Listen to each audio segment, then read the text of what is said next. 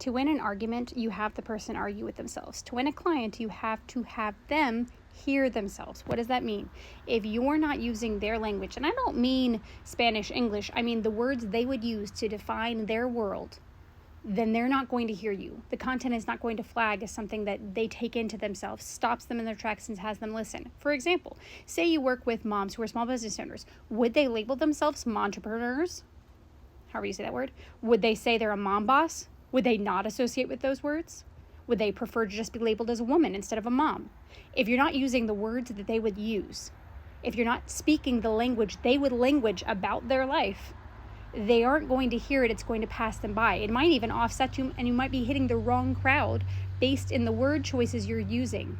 If you do the time of just sitting within what your ideal client is, who they are, how they live their life, the words they would choose will naturally come out.